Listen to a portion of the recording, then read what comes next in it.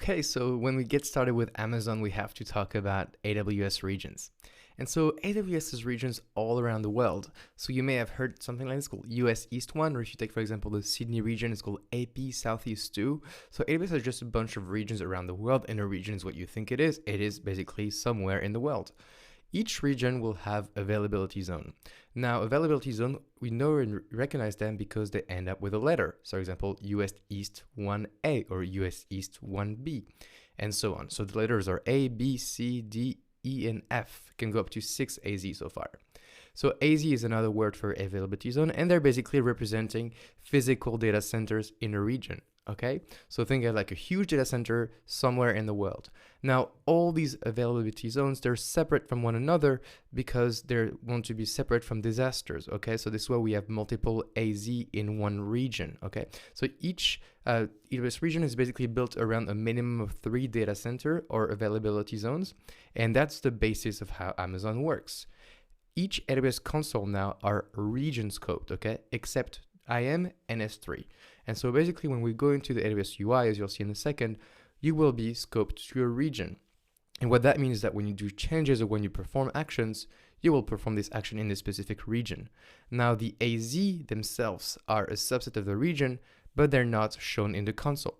So if we go to the console right here, we can see that right now I am in the Paris region. But if I click on the top right, I can see a drop down of all the regions for AWS that exist. If I take a service, such as, for example, EC2, we can see that when the EC2 page is load, we can see that the region is still Paris, okay? Whereas if I go back to the console and type in the center bar, I type IAM and click on IAM, now I can see that IAM is a global service. In the top right, it says global, and then it says IAM does not require region selection. So there's a few services that don't require a region. There's a few services that do require a region, okay? The best to work with when you start with Amazon is to work in the region closest to you. Now you can go to the Global Cloud Infrastructure about AWS page, just Google Global Cloud Infrastructure, and it will show you exactly on the map where are all these regions and how many AZs they have between them. Within them. So basically we have the EU West region right here. We have the US East, US West right here. So there's a bunch of regions that you can see. And within each region, they tell you the number of AZ they have. Now for this tutorial, I want you to take a region with at least 3 AZ, okay, for this whole course, because it really is the basis to me of how AWS works. And that's pretty much the standard everywhere.